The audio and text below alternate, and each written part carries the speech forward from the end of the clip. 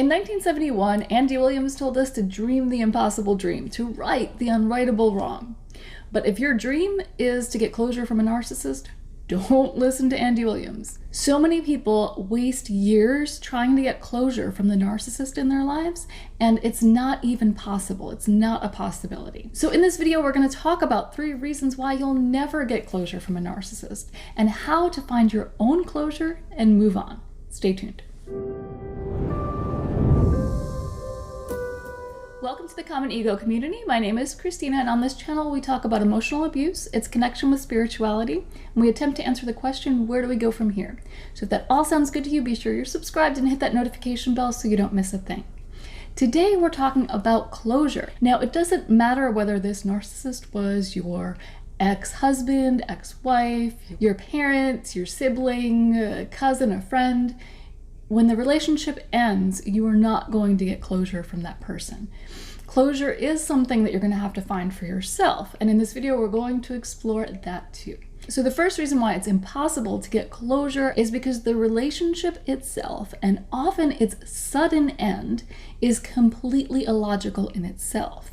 And because you don't understand what happened, you don't understand what happened in the relationship, you don't completely understand why it ended, and oftentimes when it ends, the person who you're with, the person who you're in that relationship with, seems almost to change. They seem almost to become much colder than they've ever been before. So because you can't wrap your head around it, there's a part of you that might be thinking this person is going to come to their senses and come back. And you'll especially be thinking that if you've been through this before, as many people who deal with narcissists have. So if you've been in a relationship with a narcissist, you know that the phases of the relationship are love bombing, devaluing, discarding, and oftentimes hoovering. So the hoovering is the part where the narcissist comes back after they've discarded you. And if you've been through hoovering before, especially, it's going to be difficult to have that closure because you're expecting that person to come back. Now, you may be ready to say, no, I don't want this anymore, I'm done. But still, there's that expectation that at some point this person is going to come back and hoover again. So it's really difficult to get that closure when you just know that it's not completely over. You're going to have to deal with this again in one way or another. So the second reason it's so difficult to get closure after a relationship with a narcissist is because as part of that closure, you want them to accept some responsibility. And that is not something that a narcissist is able to do ever. If they ever do accept responsibility or appear to accept responsibility for something, it's probably because they want something, and it might be a hoover attempt. But that accountability that you're looking for would actually help you move on.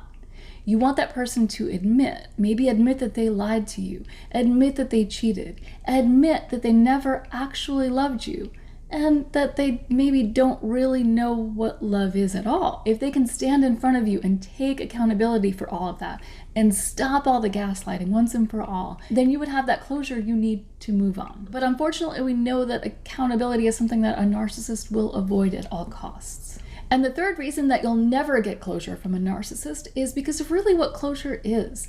Closure is really your ability to reconcile what happened in that relationship so that it can make some sense to you and that you can pick up the pieces and just move forward. You might still be sad. You might mourn the relationship that you had with this person. You might have bad feelings. You might have anger. But if you can understand what happened, it makes it a lot easier. So the reason why it's impossible to get that from a narcissist is because they don't operate from the same logic that we do. So you probably felt throughout the relationship that you just couldn't talk sense into this person, that, you know, especially when you're being gaslighted, that you just want them to understand logic. That just like, this is very, very cut and dry. Please just admit this. Please just understand this. But they won't do it. So when you leave a relationship with a narcissist, you're gonna feel a lot of confusion about what even happened in that relationship at all. You're probably gonna be doubting yourself a lot. It's very common for people who've been in close relationships with narcissists to get out and just, you know, feel like they don't know which end is up. So you can barely make sense of the relationship itself, and then it ends. And usually when it ends, it's for something really kind of trivial. There are times when it's something bigger, but I hear oftentimes that it's something very, very trivial. And I've experienced this too. So I'm going to give an example. This isn't an example from my life, but it's just an example to illustrate what I'm talking about. So you can be in a relationship with a narcissist, and let's just say you're in a relationship for 2 years. And suddenly that person seems to take a liking to a new actor or new actress. That person has blonde hair, you have brown hair, or vice versa. Suddenly the narcissist doesn't want you anymore because you have different hair. You don't look like the person who they are currently idealizing.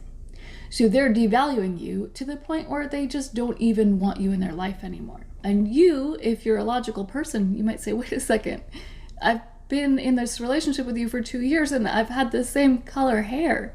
Like, how is this real life? How is this a reason to break up? I don't understand. But to the narcissist, it may actually be the reason they're breaking up with you. Like, that might be it.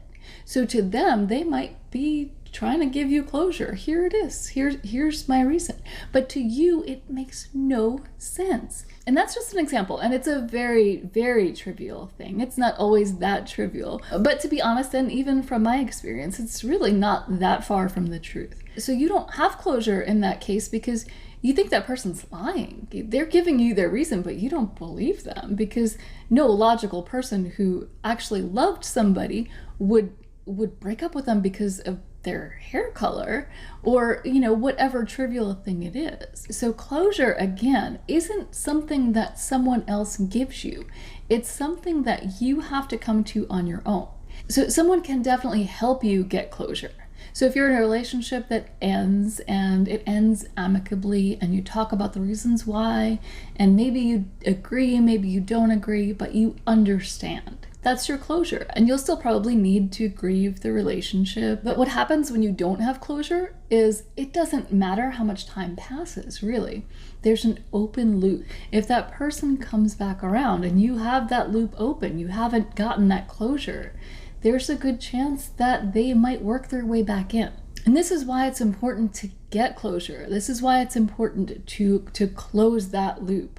So in your mind, you can reconcile what happened and you can be ready to turn that person away when they come back. And one way to do that is to really learn what you're dealing with, to learn about narcissism, and to be able to really label what you've been through as abuse. And that's a process. I know it was for me. I was in a relationship for years, and there were so many people who told me. When I finally started talking about what was going on, there were so many people who just looked at me and just said, Christina, that's emotional abuse. And I said, no, you don't understand. You don't understand. He's not doing it on purpose. You don't get it. But the thing is, when somebody hurts you repeatedly in the same way, they're doing it on purpose. Their intention might not be, hey, let me go hurt this person, but they're proceeding with their actions knowing that it will hurt you. And so they are doing it on purpose. There is some intention behind it. So closure is going to be different for everyone because we've all had different experiences. Even though narcissists are so predictable that a lot of our experiences are very similar. I know people tell me all the time that they'll watch a video and they can't believe that I'm not talking about their experience. Because narcissists are so similar in the way they operate that our experiences end up being a lot alike. But we all do have different variations to it, and we all have different feelings about it. So what's important to me may not be as important to you. What's triggering to me may not be as triggering to you. So each of us has to find our own closure. But I can tell you, for me, learning about the trauma bond was one of the first steps towards finding my own closure. The first time I heard about the trauma bond, it wasn't even mentioned by name. Somebody turned me on to the term hoovering. And I have to tell you, that term, as soon as I started looking into it, I started reading my entire life all over the internet. And it was very much it was a very validating experience. I was reading it and yes, that's exactly what I've been through. Yes, and I can't believe this has a term. I can't believe other people have been through this. And at one point early on, I was reading an article about it, and The article went from talking about what the other person does to talking about how it impacts the person who's in a relationship with a narcissist or another emotionally abusive person. And that was my aha moment right there. That was when the light bulb went off. That was when I was able to finally start labeling what I've been through as abuse. And that was when I started to find my own closure. Because in this article, when they talked about what happens to the person who's in this emotionally abusive relationship, and they had no problem labeling it, even though I did. And even though it was completely my experience, I was still a little bit on the fence about it. But when I saw this person who wrote this article describe what that does, what that type of abuse does to a person, and it was exactly what I had been feeling for years. It described how my sense of self-worth had plummeted. It described how I had very little self-esteem left. And it described how I felt embarrassed for being in this relationship at this point. It also touched on, and this was key for me, how the target, the person who's in a relationship with a narcissist or another emotionally abusive person, how the target's sense of self-worth gets tied to the abuser. When I read that, not only was it validating for me, but it gave me permission to stop blaming myself. I was able to see that the way I was feeling, it wasn't a sign of weakness. It was actually quite normal given what I'd been through. And that was so powerful for me to finally stop beating myself up over all of this. If you're looking for closure, I can tell you that for me, learning about the trauma bond and finally being able to label what I'd been through as emotional abuse was key for me. So I have some videos actually on both of those things, on the trauma bond itself and about why it's so difficult for us to actually be able to label what we've been through as abuse. So I'm gonna link to those, and if you're struggling with closure, I suggest you watch them because it's so important for us to find closure for ourselves, not just in relationships with narcissists and emotionally abusive people, but in any situation. We have to find our own closure, whether someone is gonna help us with that or not. So if you like this video, please let me know by hitting the like button, and if you'd like to see more like it, subscribe, and I will see you next time.